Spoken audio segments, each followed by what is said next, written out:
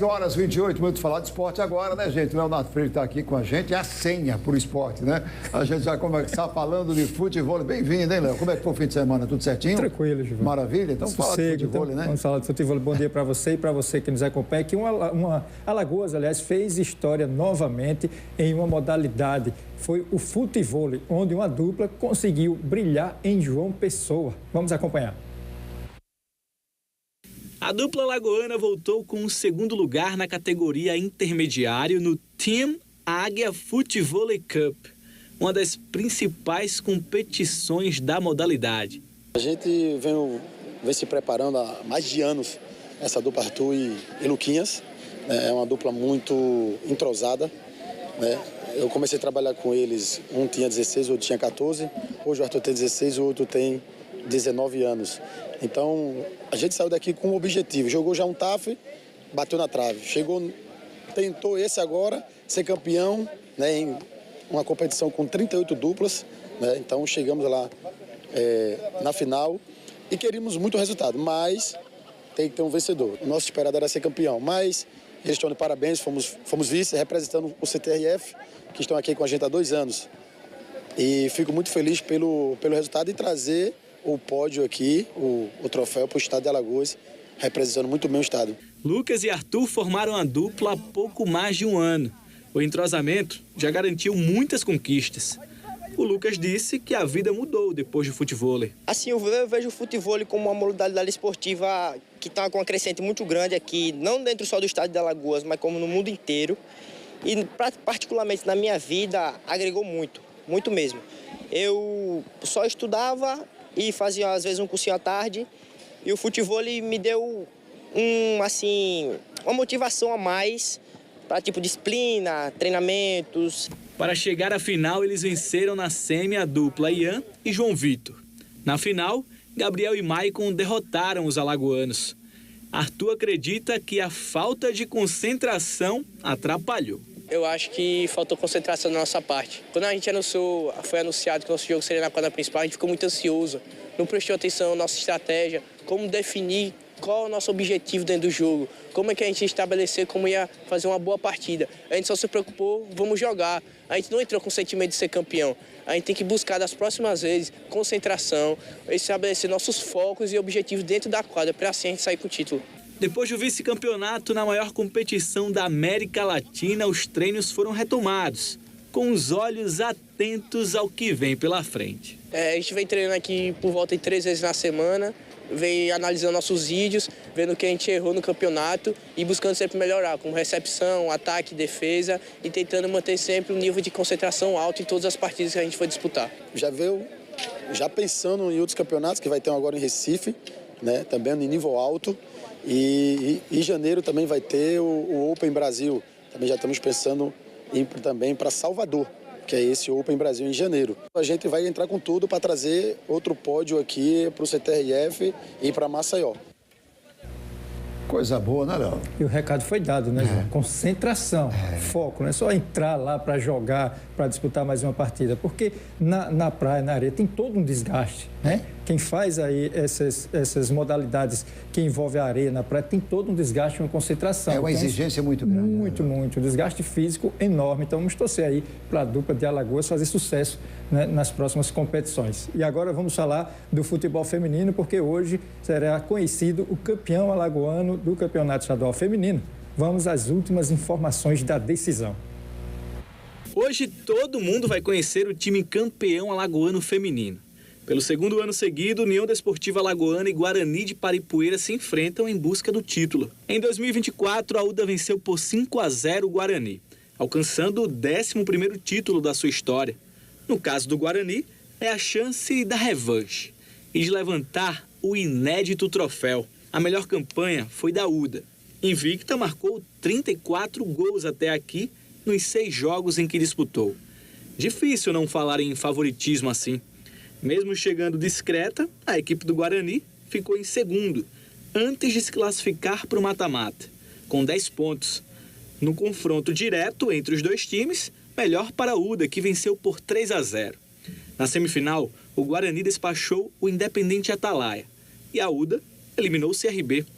Ambos terminaram com o mesmo placar de 3-0. As artilheiras são Maxiane, com 8 gols, jogadora da UDA, Costinha e Letícia, com 6 gols cada uma, jogadoras do Guarani.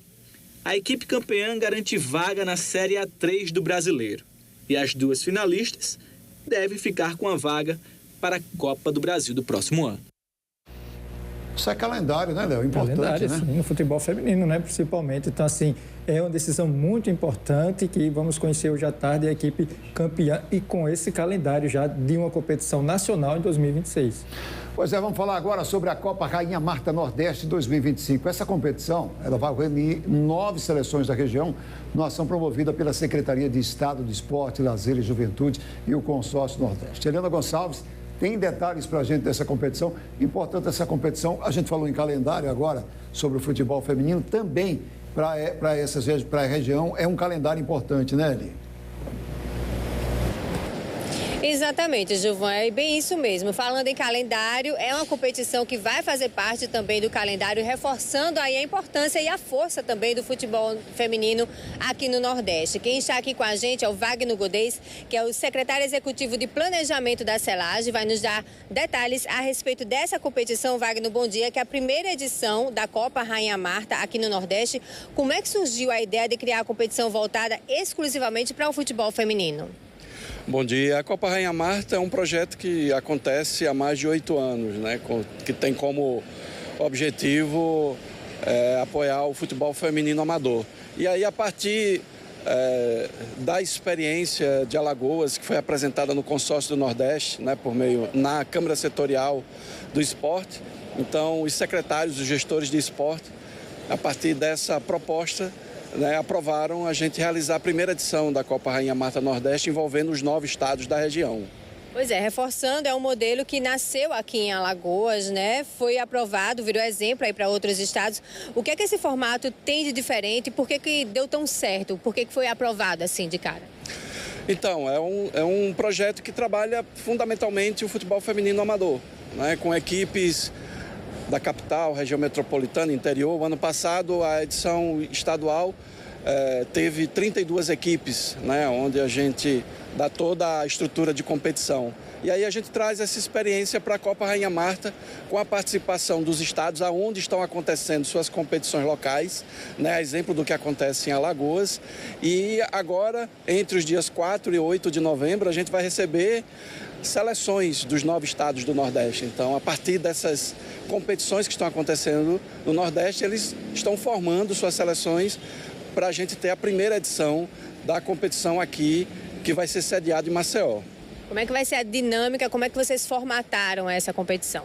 Então, será uma competição de 5 dias, como eu já falei, né, com a participação das seleções. Serão 3 grupos de 3, onde se classifica o primeiro de cada grupo e o segundo melhor colocado geral, que vai para uma semifinal e aí uma final no dia 8. Os jogos vão ser realizados lá no Trapichão, não é isso? Isso, todos os jogos vão acontecer no Trapichão, no estádio Rei Pelé, né, que é o nosso grande palco do esporte alagoano. Nós vamos receber essas seleções e isso acaba movimentando também o comércio e o turismo aqui de Maceió, né? Não, sem dúvida. Vão ser aí em torno de 300 atletas que vão estar aqui, né, durante essa semana. Né, além de Maceió, movimentou e está movimentando ainda os estados. E é uma competição que acredito que chega, né, já com uma força em sua primeira edição e deve ter continuidade. Né, e para o ano, provavelmente em outro estado, mas de uma iniciativa que nasce aqui e que leva o nome da Rainha Marta, né, essa que é a maior jogadora de futebol de todos os tempos e nossa conterrânea. A gente pode falar do fortalecimento do futebol feminino de base, né? É uma oportunidade para revelar novos talentos, é uma grande vitrine aí para o cenário nacional, né? Não, sem dúvida. Inclusive faz parte do regulamento ter jogadoras obrigatoriamente da base, né, ali entre 14 e 17 anos. E a gente está articulando, né, que outras equipes grandes estejam aqui durante essa semana para a gente começar a dar essa visibilidade, né, criar essa vitrine para essas jogadoras de base, né. Ferroviário, Grêmio, São Paulo já confirmou, vai ter pessoas aqui acompanhando a competição, que esse é o propósito, né, é poder mostrar o talento das meninas. Para a gente finalizar, qual a expectativa realmente disso para o público também, que vai poder participar e prestigiar um futebol de qualidade, né? Não, o futebol é a nossa paixão nacional, e aí o público pode esperar sim um futebol de grande nível, porque estão vindo para cá o que tem de melhor do futebol feminino nesses estados. Então, teremos transmissão ao vivo, online, né, pelos canais de YouTube da Celage, e a gente faz esse convite à população que prestigia o futebol feminino do Nordeste. Perfeito, Wagner. Muito obrigada pela sua participação aqui no Bom Dia Alagoas. Então é isso, Gilvan e Léo. A gente fica feliz, né, por esse reforço aí no calendário e principalmente por Alagoas estar à frente aí dessa competição tão importante aqui no nosso Nordeste. É com vocês aí no estúdio. Obrigado, Eli. Obrigado a você. Léo, eu acho que é um tipo de competição que vem para ficar, né? Porque o futebol feminino, o espaço tem cada dia crescido, mas não tem crescido ainda o suficiente pela qualidade das jogadoras que a gente tem, pelos campeonatos que a gente tem. A Série A já está começando a introduzir alguns times, né? Os times são obrigados a ter um time feminino, mas eu acho que esse calendário veio para ficar, porque fortalece o futebol no Nordeste, né? E muito, né? Porque aí você passa a ter uma competição de seleções, né? Onde cada estado será representado aí por sua seleção no futebol feminino e tendo essa primeira edição aqui em Alagoas do campeonato envolvendo todo o Nordeste, isso é muito importante para o fortalecimento do calendário do futebol feminino, principalmente aqui na região, porque aí, Gilvan, também a gente sai até um pouco somente da competição em si, aí vai se descobrir valores. É aí que vai se descobrir jogadores que possam ser aproveitadas em um cenário nacional. Por exemplo, a gente vai ter a decisão aí do Guarani com a UDA, né? A UDA. Mas existem outras equipes. De repente tem uma jogadora de outra equipe que vale a pena estar na seleção. Isso aí você começa a estimular as jogadoras de outros times a darem o seu melhor, a se esforçarem mais para estar nessa seleção. E fazer parte da seleção já tem aquele destaque. Eu fui selecionada, participar da Copa Rainha Marta. Então, isso é também muito importante, é muito motivador para essas meninas que vão vestir a camisa da seleção alagoana nessa competição. Falar agora da segundona. Segunda divisão. Tem campeão já, né? Já tem campeão, já está definido, então, aquele que subiu para a primeira divisão. No sábado, na final da segunda divisão do Campeonato Alagoano entre Guarani e Cruzeiro de Arapiraca, deu Cruzeiro. Vamos ver como foi. Guarani e Cruzeiro se enfrentaram no último sábado no estádio José Gomes da Costa, em Murici, no jogo de volta da final da segunda divisão do Campeonato Alagoano. Para prestigiar o possível primeiro acesso do novo time da cidade ou para o retorno do Urso de Arapiraca para a primeira divisão, as torcidas se fizeram presentes para torcer pelos clubes. O jogo prometia ser agitado, já que o Guarani tinha a missão de tirar a vantagem de um gol de diferença que o Cruzeiro construiu após vencer por 2-1 o jogo de ida. Missão essa que ficou ainda mais difícil. Após o início do jogo, o time azulado começou a partida de maneira avassaladora. Com apenas 50 segundos de partida, o experiente atacante Afonso abriu o placar e colocou a vantagem do Cruzeiro para 2 gols. O que já parecia um cenário de desespero para os donos da casa se tornou ainda pior. Aos 7 minutos de partida, o Cruzeiro fez o segundo gol, com o Wallace. Desta forma, antes dos 10 minutos, o time de Jaelson Marcelino fazia 4-1 no placar agregado. O início dos sonhos para qualquer equipe em uma partida de final. O Guarani veio acordar para a partida aos 12 minutos, com sua primeira chance clara. Após isso, ganhou uma injeção de ânimo e, em seguida, aos 13 minutos, diminuiu o placar para 2-1, com Macajuba. Após o placar de 2-1, ambas as equipes diminuíram o ritmo e criaram poucas chances que levaram perigo aos goleiros. Porém, na reta final, o Guarani voltou a imprimir pressão contra o Cruzeiro. Primeiro com Ronan, e em seguida, após bola alçada na área, o autor do gol, Macajuba, sofreu pênalti e reacendeu as esperanças do time de Murici. Na bola para cobrar a penalidade, o camisa 11, Ronan, chamou a responsabilidade, deixando até mesmo o camisa 10 e jogador mais experiente do Guarani, Palhinha, de lado. E o atacante não decepcionou, colocou a bola no fundo da rede e empatou tudo. Para finalizar o primeiro tempo cheio de emoções, o lateral esquerdo Feliton, do Cruzeiro, fez boa infiltração e quase recolocou o time visitante na frente do placar. Embalado pela recuperação dentro da partida, o Guarani voltou para a segunda etapa buscando empurrar o Cruzeiro para trás. E com 10 minutos de partida já havia desperdiçado 2 chances com o centroavante Lopeu. O time da casa foi extremamente dominante no segundo tempo. Não permitiu que o Cruzeiro ameaçasse e nem finalizasse contra a meta do goleiro Wendel. Porém, na hora de finalizar no gol do adversário, o goleiro Diogo do Cruzeiro evitava que o Guarani avançasse no placar. O tempo ia acabando e os nervos ficavam à flor da pele. Até mesmo o técnico Jaelson Marcelino entrou no clima dos seus jogadores em campo e relembrou a época de volante no futebol alagoano, cometendo falta em Galeguinho, atacante destaque da equipe do Guarani na temporada. O esforço do Guarani não superou a resistência defensiva do Cruzeiro. A vantagem do jogo de ida valeu a pena e o Cruzeiro se sagrou campeão da 2ª Divisão Alagoana em 2025. Há muito tempo, a frase que é mais relacionada à disputa da 2ª Divisão do Campeonato Alagoano é: quem contrata Jaelson Marcelino sai na frente dos adversários na busca pelo acesso. Em mais uma temporada, essa frase está concretizada. Eu trabalho sempre com honestidade, né, com seriedade. Não sou melhor do que ninguém, né, mas eu sempre procuro fazer o meu melhor, entregar de corpo e alma, não importa o time que eu esteja, né, não importa. Sempre que onde a gente está, a gente tem que fazer o nosso melhor, né. E eu tenho um relacionamento muito bom com os atletas, né? Até porque eu fui atleta também, eu sei como é que é. 2ª Divisão não é fácil, mas a gente fica contente porque eles compraram a ideia, se dedicaram bastante, né? Quem está no dia a dia que sabe de tudo, né?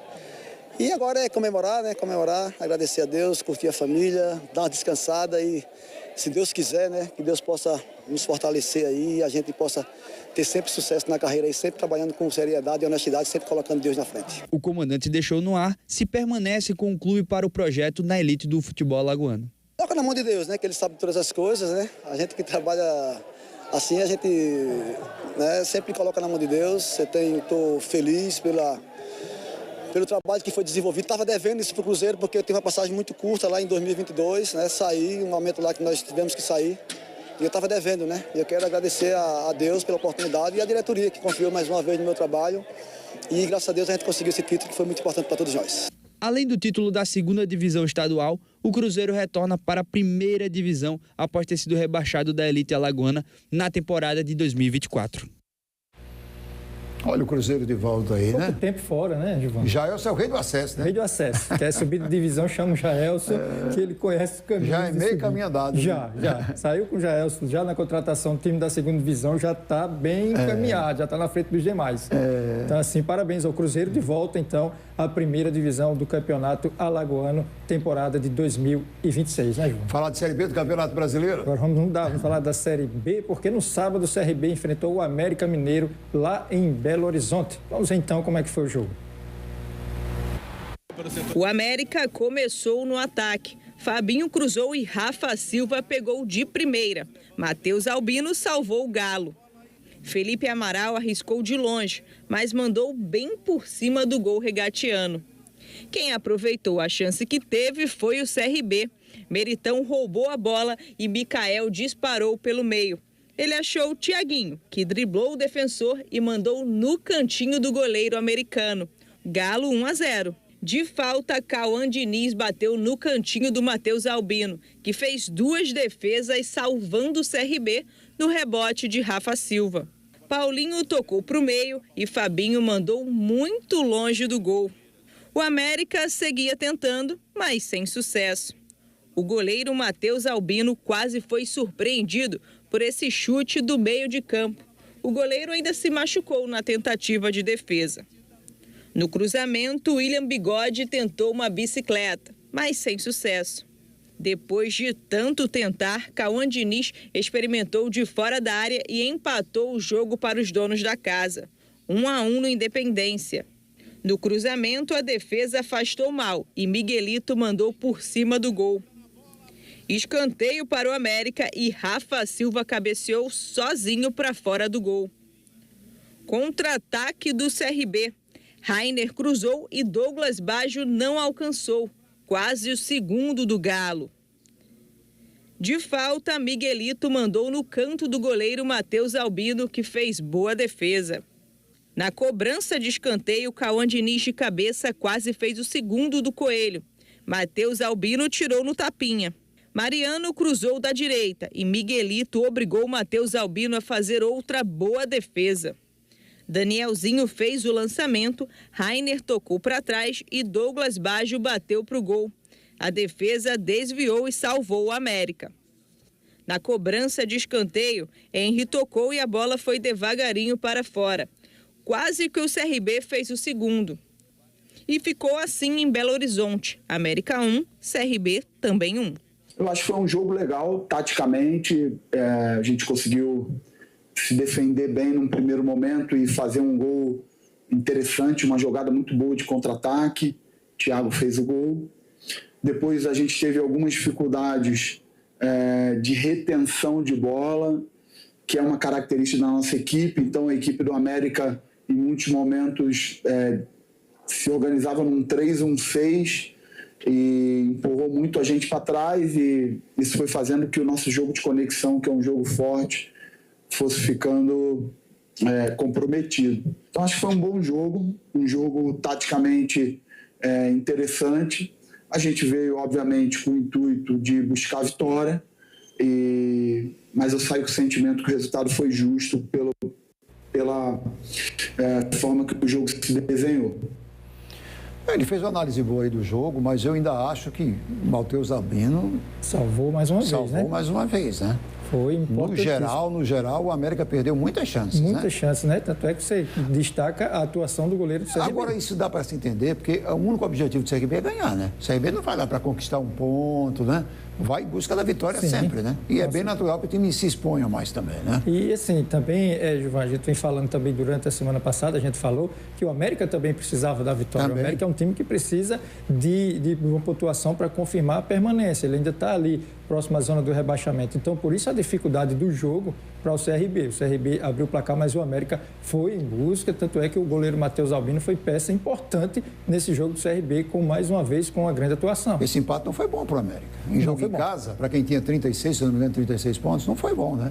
Exatamente. Era jogo para ele buscar a vitória. Ele até tentou, né? Tentou. Mas, no geral, assim, é o desespero de um lado e o objetivo do outro. O CRB não está desesperado. O CRB tinha um objetivo de ganhar e continuar vivo nessa busca, né? O empate não é ruim. Eu acho que matematicamente mantém o CRB vivo também, né? Isso, exatamente. Um empate ali... Não depende dele, desculpa, só interrompendo. Também tem isso, né? Não depende. E assim, Gilvan, você faz um recorte de quando o CRB confirmou a permanência, e depois vamos ver o que é que falta. O CRB são 2 empates, né? Ele empatou em casa aquele jogo, né, contra a equipe do Botafogo, e agora o CRB empatou novamente. Então, dos 6, o CRB só tem 2 pontos. E aí você não depende mais somente dele. Há, sim, aquela chance, mas aquela chance que depende também de outros. Se tivesse perdido ontem, se tivesse perdido esse fim de semana e tivesse ganho lá da Ferroviária... Ferroviária, sim. Era melhor. Era melhor. 3 pontos, né? 3 pontos... Vitória, tudo isso conta, né? Exatamente. Falei agora há pouco, foi a Ferroviária, no estádio Rei Pelé, né? Aquele empate, também outro empate agora. Então, o CRB só volta a jogar domingo que vem, tem essa semana aí de preparação para o jogo domingo que vem. Faltam agora 5 rodadas para o fechamento da Série B. Dessas 5, o CRB tem 3 jogos como mandante. Próximo jogo é contra quem? O Atlético de Goiás. Estádio Rei Pelé, domingo, 4 da tarde. Que nem sobe nem desce, né? Não, está só ali esperando terminar a competição. Está cumprindo tabela, né? Pois é, agora vamos falar dos resultados do fim de semana da Série B do Campeonato Brasileiro, né, Léo? Vamos lá, então. Os resultados desse final de semana. Teve um empate entre Amazonas e Novo Horizontino. Novo Horizontino já saiu de novo. Novo Horizontino fica naquela rodada, ele está no G4, a outra não, empate em 0-0. Seguindo, então, com os resultados... A praga do Léo. Não... Teve aí, o Atlético de Goiás, que venceu o Vila Nova no Clássico por 1-0. O Atlético de Goiás, então, será o próximo adversário do CRB, como falamos agora há pouco. Seguindo, então, com os outros jogos, esse aí já falamos e mostramos, o América Mineiro, empate com o CRB 1-1, né? Esse jogo lá no Independência. O Remo, que venceu o Atlético por 3-1. O Remo entrou de vez. O Remo, ele começou bem, depois ele saiu da zona de classificação. Mas está crescendo na reta final, né? E agora, na reta final, mostrando força e voltando, então para o G4, essa zona de acesso. Seguindo, então, com os resultados. Uma torcida enorme, né? Torcida muito que leva forte. O time, né? Avaí e Criciúma, empate 1-1. Criciúma também está ali se segurando para permanecer nesse G4, mas já caiu para a 3ª posição. Mas nesse momento o que importa é estar ali. Mas a briga vai ser grande nessa reta final, viu? Muito, grande. Vai ser muito interessante. Tem ali uns 8 times que estão na briga sempre, né? Isso. Seguindo então com os outros jogos. A vitória do Operário contra o Volta Redonda. O Operário aí já se consolidando, né, de uma permanência na Série B. E Volta Redonda nessa briga também contra o rebaixamento. O Operário venceu por 2-1. Tem outro jogo, então, desse final de semana, Gilvan? O empate Coritiba e Atlético. O empate entre Coritiba e Atlético Paranaense 0-0. Vamos, então, para o próximo jogo. Seguindo, então, para o próximo jogo da rodada. Tá aí, o Botafogo empatando com o Cuiabá 2-2. E teve um jogo ontem, Gilvan, fechando, então, Chapecoense e Goiás. O Goiás foi o mandante desse jogo, Goiás e Chapecoense. Para fechar o domingo, a Chapecoense venceu por 3-1. Tá aí, então, a vitória da Chapecoense lá, sim, com o mando de campo do Goiás. Rapaz, por 3-1. Pois é, o Goiás deu uma arrancada, estava bem, né? Mas os últimos jogos perdeu para o CRB e perdeu agora, né? Exatamente. E olha a situação do Goiás, saindo nessa reta final dessa zona de classificação, onde se apontava o Goiás favorito para subir. 2 vitórias seguidas ajuda muito, 2 derrotas acaba dificulta demais, dificulta demais. Porque ninguém tem essa gordura toda, né? Não tem, Está muito próximo ali, né? Está muito próximo. Não tem.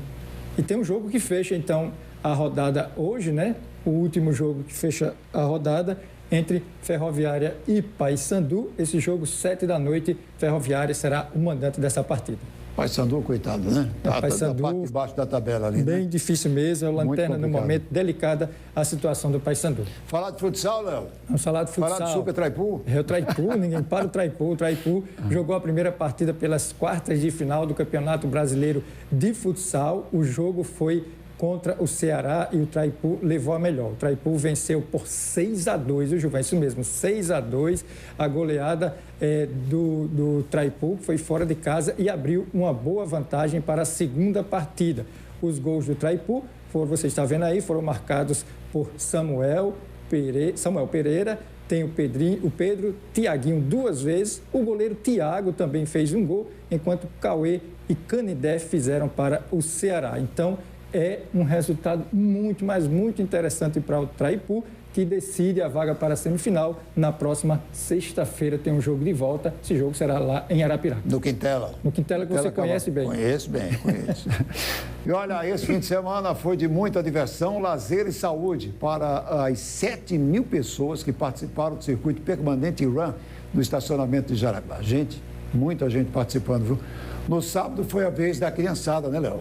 Isso, a criançada com corrida kids, parque, recreação e muitas guloseimas, a largada divertida e também na faixa etária. E no domingo foi a vez dos atletas e corredores amadores também, com provas de, olha, Gilvan, 5, 10 e 21 quilômetros. 21 quilômetros na orla de Maceió. A concentração aconteceu às 4 horas da manhã, com aquecimento e dança para os participantes. Rapaz, quando eu li 21 quilômetros, Gilvan. 21, né? 5 e 10. Você, só de falar, cansa, Cansei, né? Quando eu vi 21, acostumado a ver ali 5 e 10 quilômetros, mas 21 agora, quilômetros. Olha a criançada aí, tem que falar desse fator positivo das corridas, né? Incrível como são muitos os eventos. Recentemente a gente teve o circuito Arnon de Mello, consolidado aí no calendário esportivo, mas são muitas as corridas, as mais diversas. Tem gente que participa de todas elas, né? De todas elas, impressionante, né? Exatamente. Seja, assim, pela participação em si na caminhada, ou seja, uma corrida leve, mas tem aqueles competidores também que entram para ganhar, entram para competir ali. E a garotada, isso aí é o crescimento de um público que vai se apaixonar também pela corrida, né? Com certeza. Não tem jeito, né? Você está construindo um novo público, né? Uma nova geração para continuar. Porque há 15, 20 anos, ninguém via essa quantidade de pessoas praticando atividade física, não participando desses circuitos, que virou uma febre, né? Uma coisa boa, né? Uma coisa boa. Uma coisa boa que é boa para a saúde, bom para o esporte, né? A valorização da saúde é fundamental. Porque você leva a criança agora para participar desse momento ali de brincadeira, mas ela já está entendendo que aquilo ali é uma corrida. E na próxima ela quer ir de novo, ela quer participar, ela quer correr, ela quer estar naquele momento de interação. Então é muito legal. Parabéns a todos os competidores, a organização do evento. Bom demais ver esse momento de quando tem a criança e também jovens e adultos participando dessa competição. Quero ver você participando. Tênis você usa sempre, né? Estou pronto já. Tem sempre a desculpa que vou fazer a cobertura, né? Isso, só assim, mas... Legal, bom demais, viu, Gilvan? Mas 21 quilômetros eu pensei assim, um dia eu chego lá. Respirou fundo. Um dia eu chego lá, com certeza. Valeu, Léo. Até amanhã, né? Até amanhã, uma ótima semana para você. Valeu, Léo. Tchau, gente. Boa semana.